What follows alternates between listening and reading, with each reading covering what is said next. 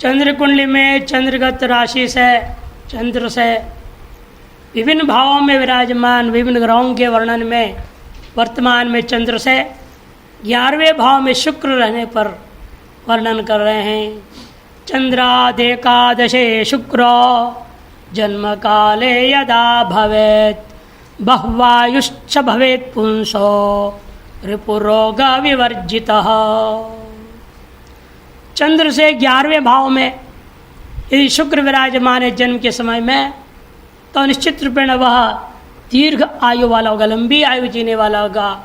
बहुआयुश्च बहु आयु होगा, भवेत् पुंसो, और रिपु रोग विवर्जिता, शत्रु एवं रोगों से भी वो रहित रहता है। चंद्राद्वादशगः शुक्रो जन्म काले यदा भवेत् पारदार रतो नित्यं लंपटो ज्ञानहीनकः। चंद्र से 12वें भाव में शुक्र विराजमान है जन्म के काल में यदि, निश्चित रूपेण वह व्यक्ति पारदार रतो नित्यं, सदा ही दूसरे के स्त्री में आसक्त रहता है, महालंपट होगा और ज्ञान से हीन मूर्ख होगा। इतना खराब फल बताए। और चंद्र से 12 भावों में शनि का फल बताने जा रहे हैं। द्वादश भावगत शनि फलम चंद्रात् प्रथमगो नूनम शनिर्जन्मनि संभवेत् प्राणनाशो अर्थनाशश्च बंधुनाशस्तथा परे। चंद्र से पहले ही भाव में यदि शनि जन्म के काल में विराजमान है तो निश्चित रूप में जन्म लेने वाले बच्चे का शीघ्र ही प्राणनाश होगा, और उसको बचाने के चक्कर में दुनिया भर धननाश हो जाएगा, अर्थनाश। माता पिता लाखों रुपए लगा देंगे बच्चे को जान बचाने के लिए, और अंत तो गत्वा बंधुनाश भी हो जाएगा। माँ बाप आदि भी, नाना नानी दादा दादी कोई न कोई और मर भी जाएगा, वो भी गया, पैसा गया, बंधु भी गया। इतने खराब है। चंद्र जहाँ पर है वहीं पर उसके साथ शनि बैठा हो तो प्रथम भाव में। चंद्रा द्वितीय गो मंदो जन्म काले यदा भवेत् मातुश्च कष्टकारी स्याद् अजाक्षीराच्य जीवती। चंद्र से द्वितीय भाव में यदि मंदा मन शनि विराजमान है जन्म काल में, तो निश्चित रूप में माता को बड़ा कष्ट देने वाला होगा, माता को कष्ट देने वाला होता है। और अपना जीविका का पोषण जीने के लिए भी वह बकरी को पालेगा और बकरी का दूध बेच करके ही वह अपने जीवन यापन कर पाएगा। अज क्षीराच जीवती। हाँ, उस समय बिल्कुल जब उसको जरूरत पड़ेगा पैसा, शायद भगवान जो है चारों तरफ डेंगू फैला देते होंगे, और डेंगू में बकरी का दूध पिलाना पड़ता है। बकरी का दूध खूब 200 रुपया 100 ग्राम बेच बेच के कमाएगा, नहीं 2000 रुपये किलो बकरी दूध। अभी हुआ है डेंगू पुकार जब फैलता है देख लो, नहीं तो 100 रुपये में दे देंगे 100 ग्राम। अब कहेंगे अब डेंगू फैल गया है 200 रुपया 250 रुपये, उनकी मर्जी, डिमांड पर डिपेंड है।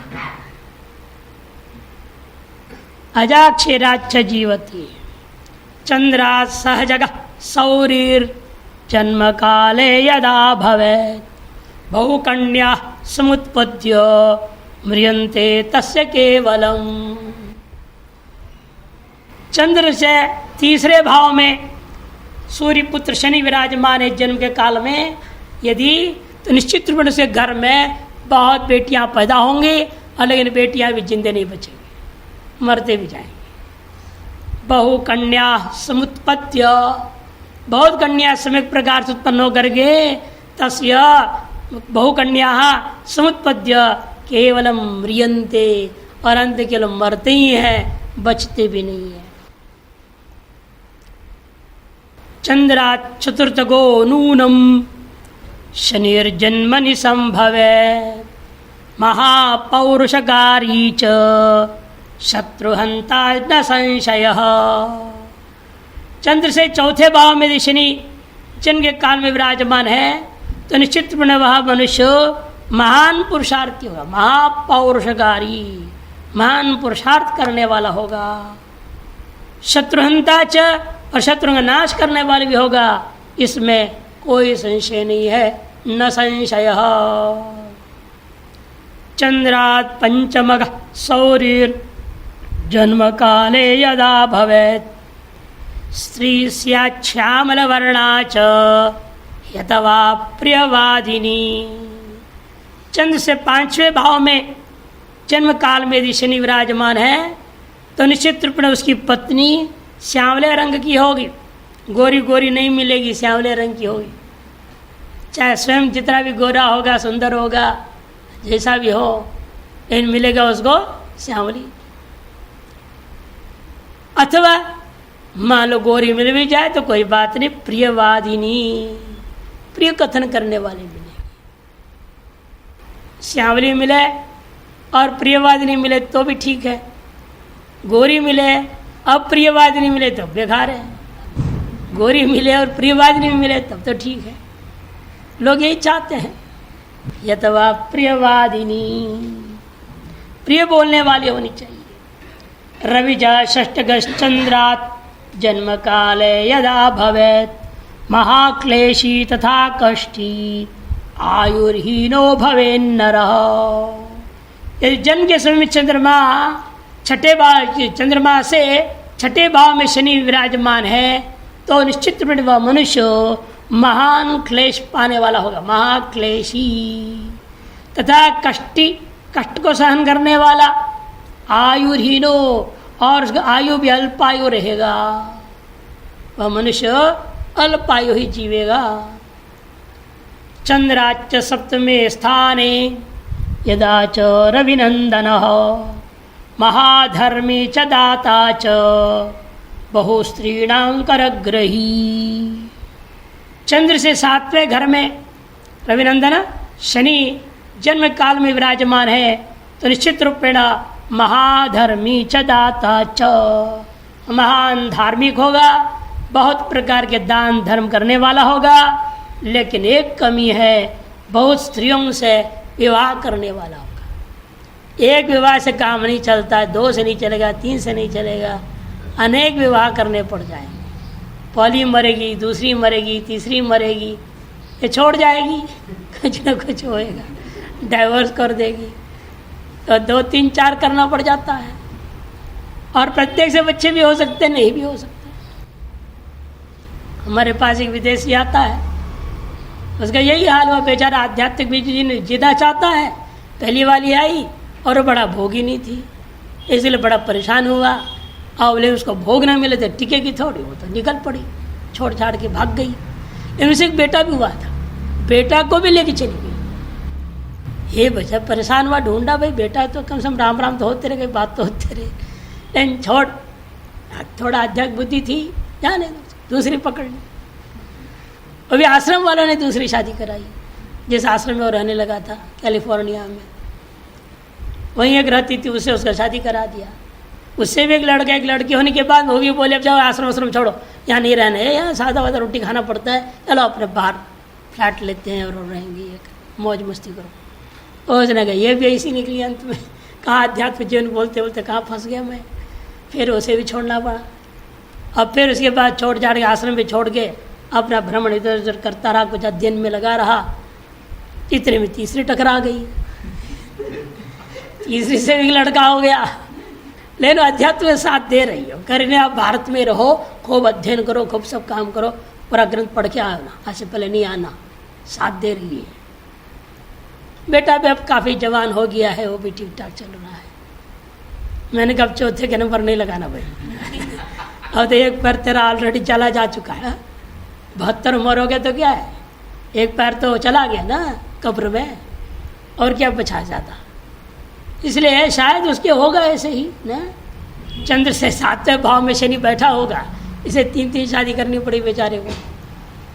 फिर भी देखो अपना लक्ष्य छोड़ा नहीं उसने, आध्यात्मिक जीवन में लगा रहा।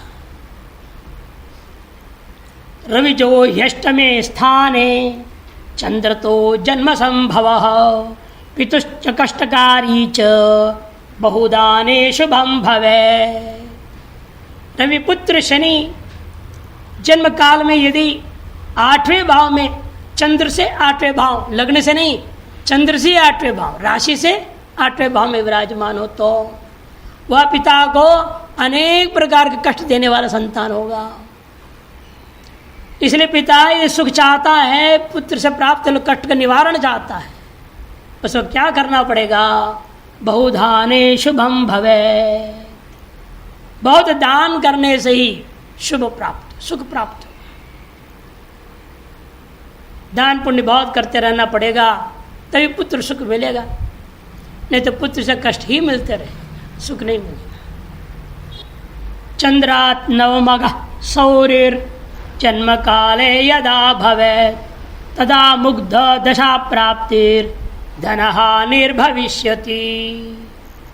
चंद्र स्वराशि से यदि 9वें भाव में सूर्य का पुत्र शनि बैठा है जन्म काल में, तब तो निश्चित रूपेण मुग्ध दशा प्राप्ति, उसकी दशा आने पर वह मूर्छित हो जाएगा।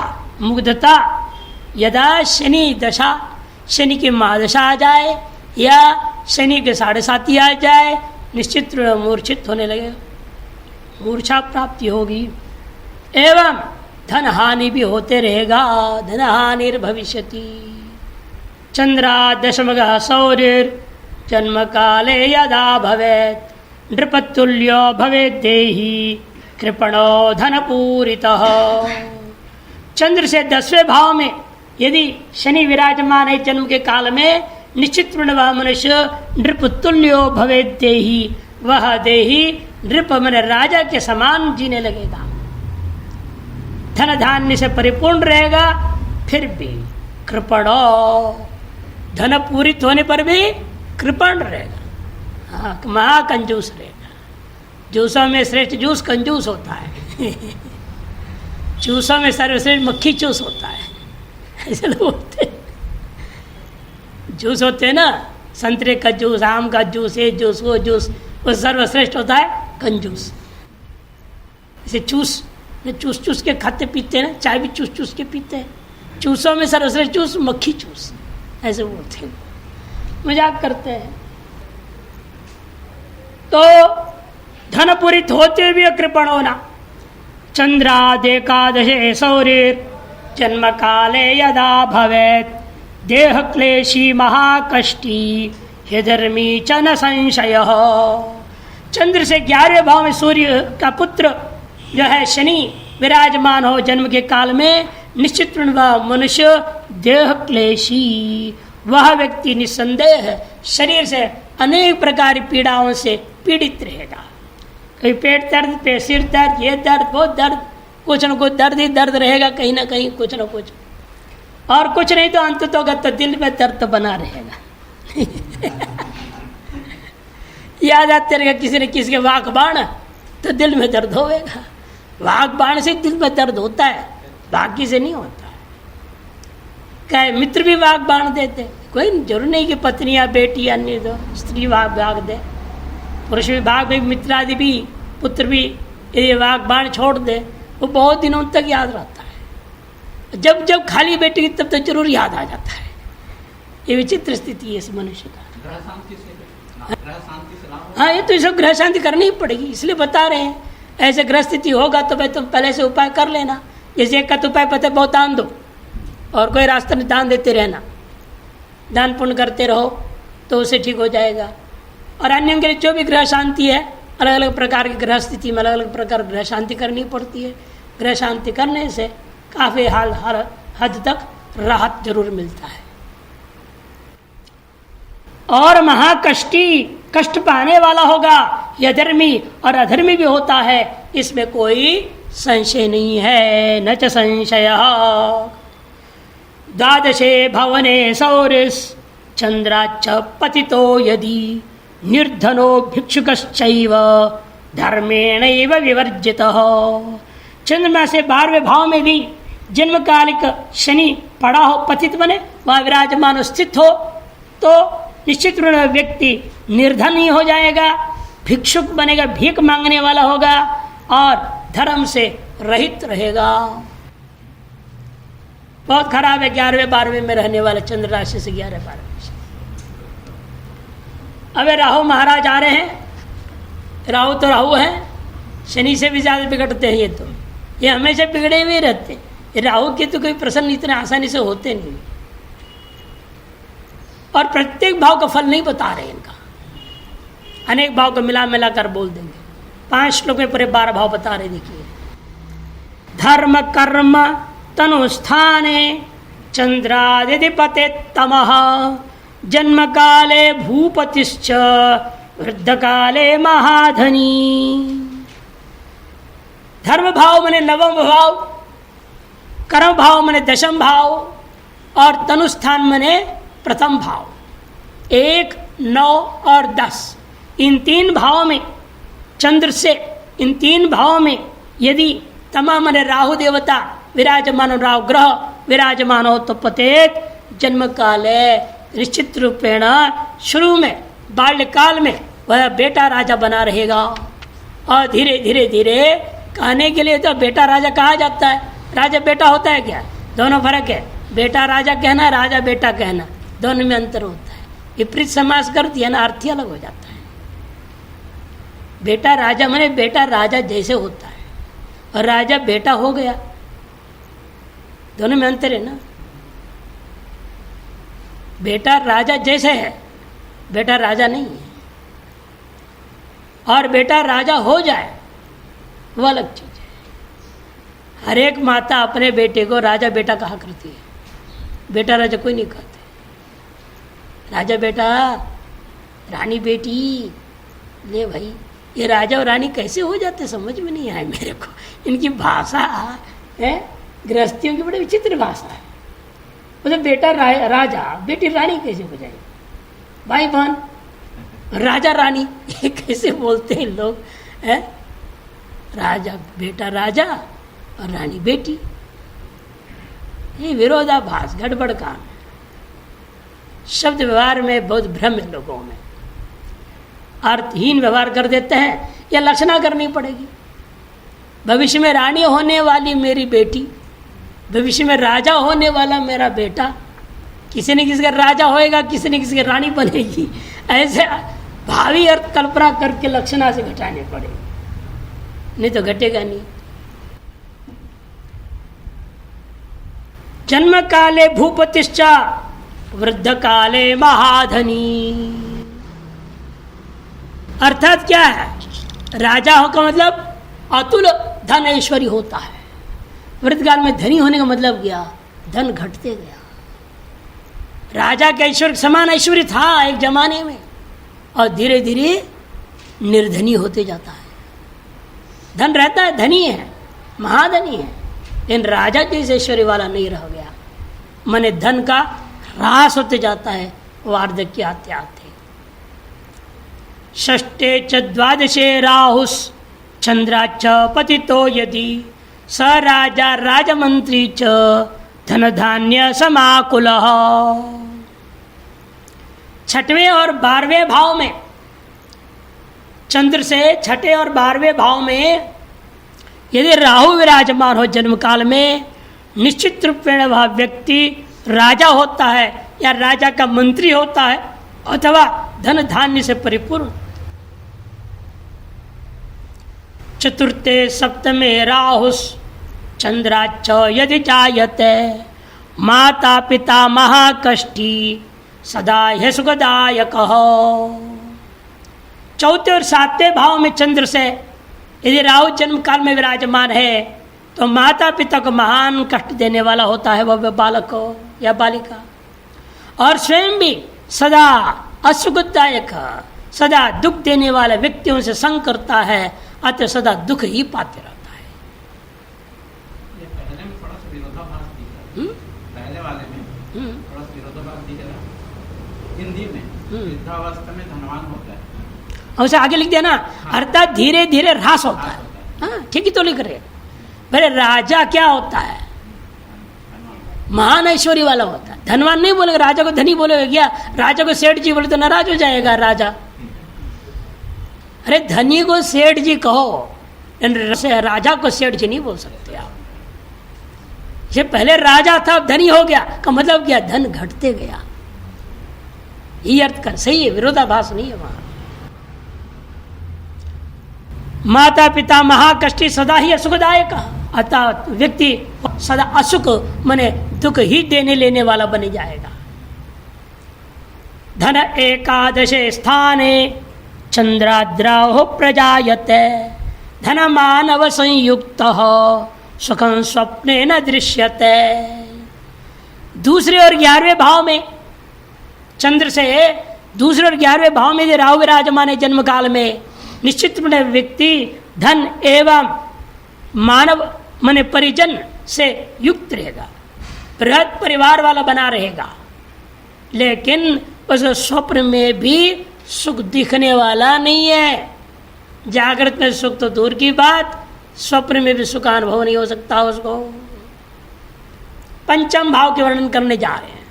पंचमे च यदा राहुस चंद्राद जलज संभवम निर्धनं चापि सिद्धं च आपदश्च पदे पदे। चंद्रमा से 5 यदि राहु हो तो वह जल से अथवा जल से संबंधित रोगों द्वारा वह मृत्यु को प्राप्त करेगा।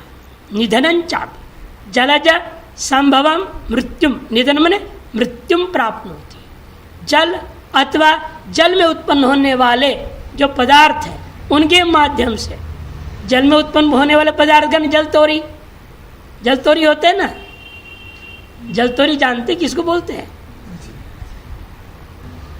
मछली को बोलते हैं, मछली मछली खावे अरे बुरा लगेगा, जलतोरी खावे तो ठीक रहेगा। हो उनको खा के मर जाएगा। या अन्य ऐसे सामान है जो समुद्र से उत्पन्न होते हैं, उनको खा पी कर व्यक्ति मर जाएगा। आपदश्च पदे पदे, जिंदा रहते हुए पग पग पर भी उसको विभिन्न प्रकार की आपत्तियों की सामना करनी पड़ती है। इस प्रकार से राहु का 1, 2, 3 तीसरे भाव का नहीं बोला, 4, 5, 6, 7 और 8वें भाव का नहीं बोला, 9, 10, 11, 12वें भाव का फल बता दिया। तीसरे और 8वें भाव का फल नहीं बताया गया है। लेकिन पूर्व में वर्णन किया है, जहाँ राहु का फल वर्णन नहीं करते हैं वहाँ शनि का ही फल लेना चाहिए। अतः तीसरे और 8वें भाव में यहाँ पूर्व में वर्णित जो चंद्र से तीसरे और 8वें शनि का फल है उसको यहाँ अपने राहु का फल में ग्रहण करना।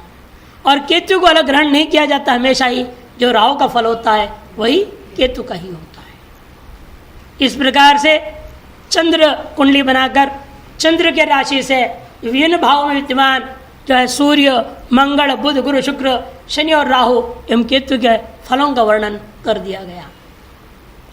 अब राशियों की चरणानुसार फल का वर्णन करने जा रहे हैं और राशि पर आधारित आयु का विचार करने जा रहे हैं। हमने पहले बता दिया था, एक तो वार के अनुसार आपने देखा था, अमुक वार में जन्म लेंगे इतना वर्ष संभव जिंदा रहेगा, वार के अनुसार। और अब आ रहा है राशि के अनुसार, उसके बाद आएगा लग्न के अनुसार। 3 प्रकार से वर्णन करेंगे। यहाँ पर हर राशि के हर पाद का पहले फल बताएं। प्रत्येक राशि में कितने पाद होते हैं? प्रत्येक राशि में 9 पाद होता है। 4 पाद एक नक्षत्र होता है, 2.25 नक्षत्र एक राशि है, 4, 4, 8 और 1 9 पाद का एक राशि होती है। हर एक पाद का अलग अलग फल बताएंगे। फिर उस राशि वालों का जीवन में कष्टकारी जो वर्ष विशेष है, दिन विशेष, मास विशेष, दिन, मास और वर्षों का वर्णन करेंगे। पर अंत में संभावित आयु का भी वर्णन करेंगे। गंडांतर, गंड, गंडांतर, अल्पगंडांतर, महागंडांतर एवं मृत्यु, कष्ट में भी अलग अलग वर्णन किया गया है। सामान्य कष्टकारी वर्ष होता है, मास, दिन, वर्ष, और विशिष्ट कष्ट होता है तो गंड कहेंगे। और भी अधिक कष्ट हो तो गंडांतर कहेंगे। मृत्यु तुल्य कष्ट हो जाए महागंडांतर कहते हैं। और उसके बाद जाने का ही जाना है, अब रुकने का नहीं है, बचेगा नहीं, जाएगा। जब 5 स्तर का कष्ट के स्वरूप का विभाग करता हुआ वर्णन करेंगे। देखिए, पहला राशि का नाम है मेष राशि।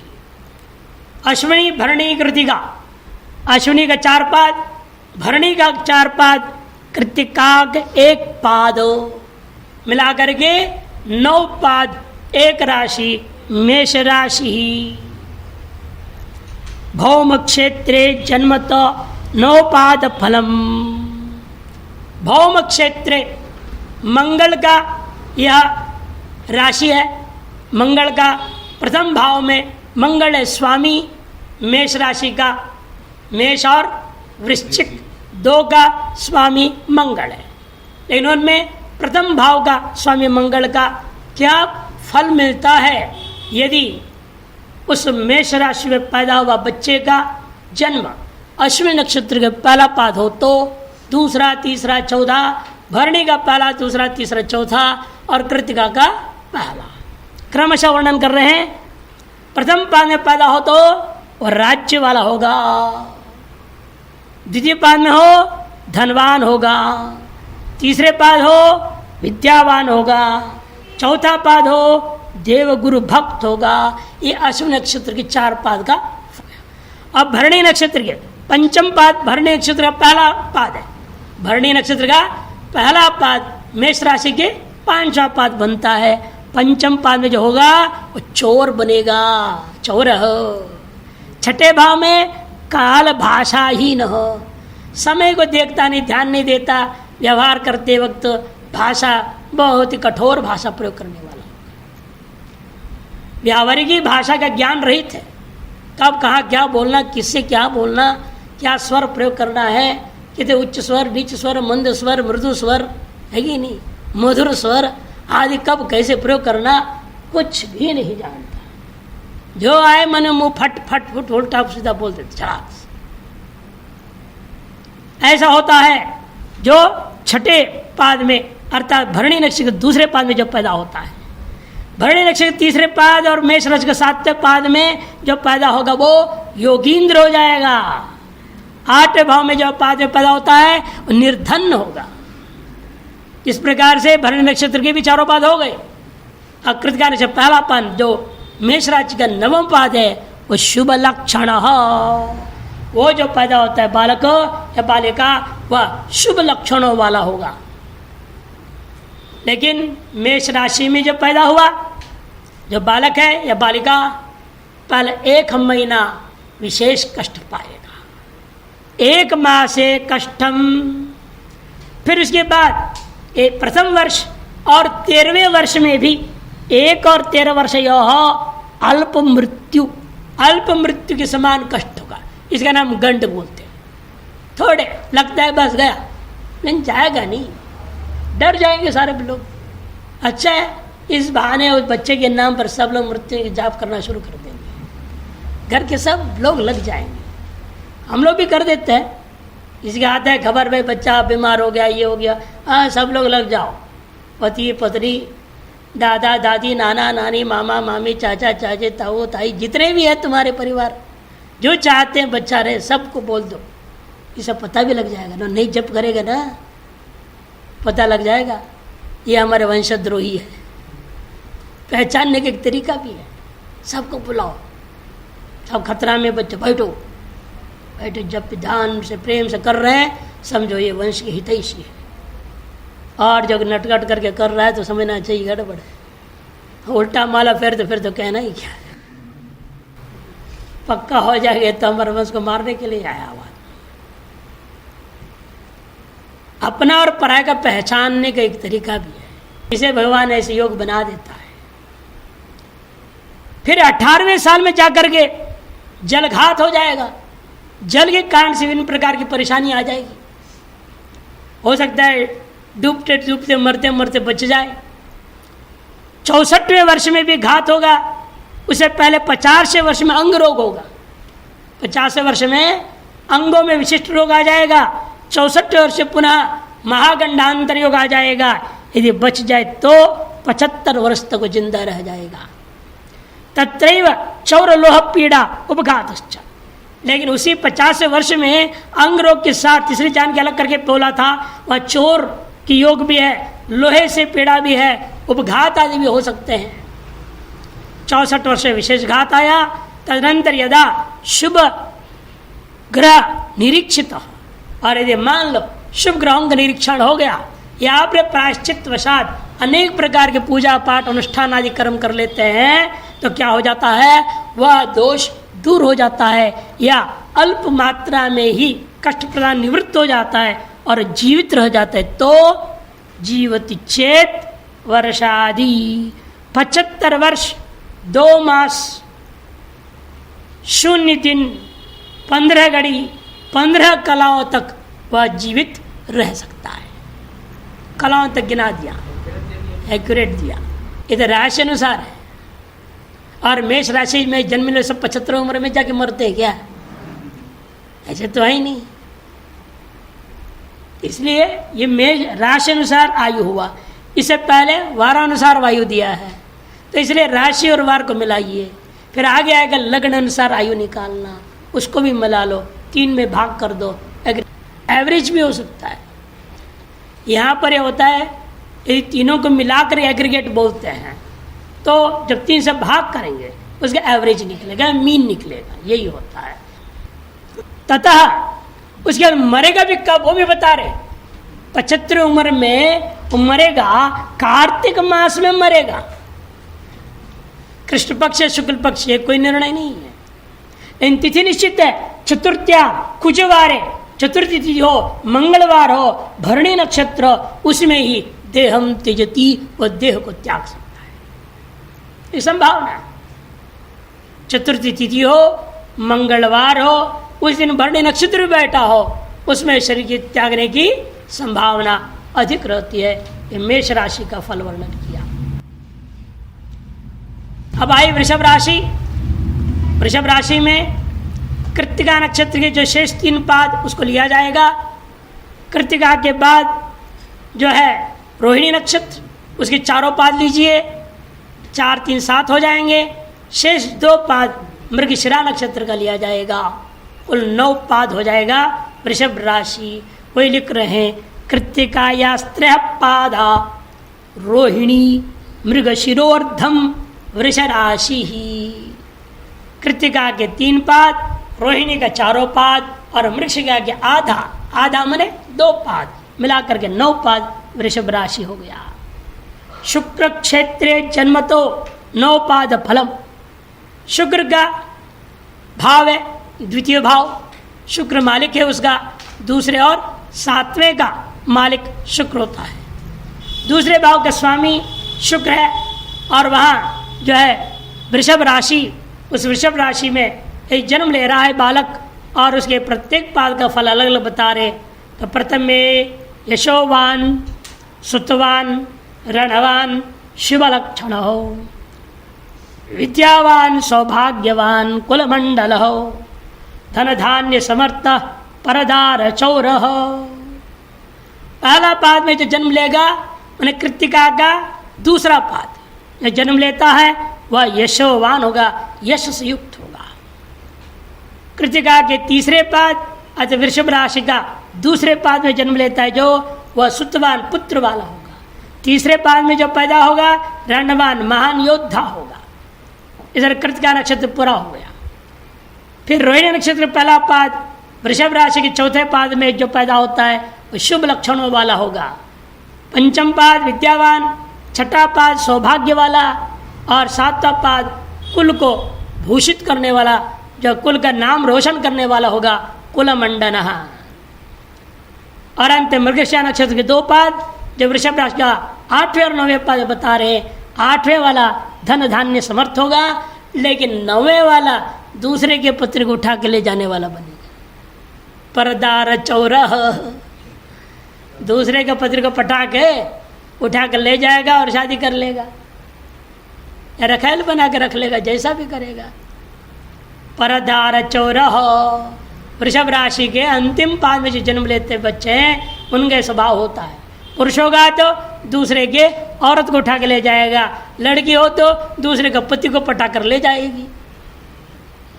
ये तो करेगी और क्या, परदार से तात्पर्य होगा, परपति को पटा के ले जाएगी। कष्ट के वर्ष बता रहे 3, 6, 8, 33, 46, 52 और 63। एतेषु अग्नि लोह उक्ष सर्प कष्ट देव दोषघाता एते अल्प मृत्यु यदा व्यतिक्रामंति तदा वर्षादि। तीसरे वर्ष, छठे वर्ष, 8वें वर्ष, 33वें वर्ष, 46वें वर्ष, 52वें वर्ष और 63वें वर्षों में उसको क्रमशः अग्नि भय, लौह भय, उक्ष, सांड, इन्होंने हिंदी ही लिख दिया सांड कर, गलती से हिंदी लिख दिया संस्कृत का बीच में। सांड नहीं होता है संस्कृत में, उक्ष होता है। महोक्ष खट्वांगम परशुरजिनम भस्म फणिनः, में हमने स्तोत्र में आता है उक्ष सांड के लिए, हिंदी का और सांड है या बैल। और सांप से कष्ट प्राप्त होगा, देवताओं से कष्ट प्राप्त होगा और विभिन्न प्रकार के दोष के कारण से घात प्राप्त होएगा। ये ते अल्प मृत्यु, ये सब अल्प मृत्यु कारक बनेंगे, मैंने कष्ट कारक बनेंगे, विभिन्न प्रकार के कष्ट प्रदान करने वाले होंगे। और यदि जिस किसी प्रकार से आपने उन कष्ट काल में, जो अकाल मृत्यु काल में से बच गए, मरे नहीं, व्यतिक्रामंती, पूजा पाठ आदि कर लिया, कष्ट निवारण हो गया, या भोग के ही अपने बलबूते पे वो सहन करके वो पार कर लिया, उस कष्ट को जिंदा रह गया, तो 85वें वर्ष 6ठे महीना 7वें दिन में जाकर के वो मरता है। 85, 6, 7 वर्ष, मास, दिन, ये क्रम समझना हमेशा। जीवती मरेगा का माघ मासे शुक्ल पक्षे नवम्याम तिथौ शुक्र दिने रोहिणी नक्षत्रे अर्धरात्रे देहम त्यजति। माघ मास में मरेगा, शुक्ल पक्ष में जाएगा, नवमी तिथि होगा, शुक्रवार के दिन होगा, रोहिणी नक्षत्र विराजमान हो, उसमें बीचों बीच रात्रि में, अर्धरात्रि में वह शरीर को त्यागने वाला होने की संभावना रहता है। इति वृष राशि फलम। अब मिथुन राशि का फल बताने जा रहे हैं। मृगशिरोवर्धम आर्द्रा पुनर्वसुपादत्रयम् मिथुन राशि ही। मृगशिरा नक्षत्र का जो 2 पाद बचे थे वो 2 पाद लीजिएगा और उसमें जोड़ दीजिएगा। आर्द्रा नक्षत्र के 4 पाद, 4 और 2 6 हो गया, शेष 3 पाद जो है पुनर्वसु नक्षत्र का ले लेंगे आप। पुनर्वसु पादत्रयम्, इस प्रकार से 9 पाद वाला मिथुन राशि बन जाता है। और बुध क्षेत्रे, बुध है स्वामी जिसका, बुध राशि वाला मिथुन राशि और आपके कन्या राशि, इन 2 के मालिक होता है बुध। उसके स्थान में रहते हुए ये जो है मिथुन राशि का स्वामी, वो करो जन्म तो नवपाद फलम। उस मिथुन राशि में जन्मने वाले बालक के जो कौन से पाद में पैदा हुआ तो कौन सा फल, क्या फल मिलेगा। 9 पाद के 9 फल बता रहे। प्रथम पाद में हो तो भाग्यवान होगा, द्वितीय पाद में हो तो निर्धन होगा। मैंने मृगशिरा नक्षत्र के 3रे पाद में जन्म लेता है वह भाग्यवान है। मृगशिरा नक्षत्र के 4थे पाद में जब पैदा होता है निर्धन हो जाएगा। और उसके बाद आर्द्रा नक्षत्र के 4 पाद क्रमशः बता रहे। मिथुन राशि का 3रे, 4थे, 5वें, 6ठे पाद कुत्सित भाषी। आर्द्रा नक्षत्र पहला पाद, वृषभ राशि का 3रे पाद में जब पैदा होता है वह हमेशा गाली गलौज करने वाला, कुत्सित भाषी। और 4थे पाद में जब पैदा होता है धनेश्वर है। 5वें पाद में जब पैदा होगा भाग्यवान। 6ठे पाद में जब पैदा होगा धन धान्य भोगी, धन धान्य संपन्न उनको भोगने वाला होगा। और पुनर्वसु नक्षत्र के 3 पाद, 7वें, 8वें, 9वें पाद है आपके मिथुन राशि का। उसे जो पैदा होता है क्रमशः वह चोर बनेगा, 7वें पाद वाला। 8वें पाद वाला महात्म्य सिद्धि, गुरु देवगुरु माननी कहा और महात्म्य को प्राप्त करेगा। 8वां, 8 नंबर नहीं दिया, भूल गया है। महात्म्य सिद्धि के बाद 8 क्रमांक लिख लीजिएगा। और 90 बाद में जो जन्म लेंगे उसका कैसे होता है, देव और गुरु इन दोनों से ही सम्मान को प्राप्त करने वाला होगा। देव गुरु माननीय को हो, भले जो है भक्ति रखने वाला होने से उनसे मान सम्मान को प्राप्त करने वाला होगा। कष्टकर मास उसका 6ठा मास और वर्ष 6ठा, अंगों में रोग, 10वें वर्ष में चक्षु पीड़ा और 11वें वर्ष एवं 18वें वर्ष में घात होगा। 24, 56 और 63 वर्षों में अल्प मृत्यु समान कष्ट प्राप्त होगा। यदा शुभ ग्रह निरीक्षित भवति, यह शुभ ग्रहों से निरीक्षित हो अथवा शुभ कर्म के द्वारा उस कष्ट का निवारण कर लिया जाए, तदा जीवति वर्षाणी, तब तो वह 85 वर्ष तक वो जीवित रहेगा। मरने का समय संभावित है, पौष मास में मरेगा, कृष्ण पक्ष में अष्टमी तिथि बुधवार के दिन हो और आर्द्रा नक्षत्र के हो, प्रथम प्रहर के समय और शरीर को त्यागने की संभावना रहती है। इस प्रकार से मिथुन राशि का फल का वर्णन कर दिया गया।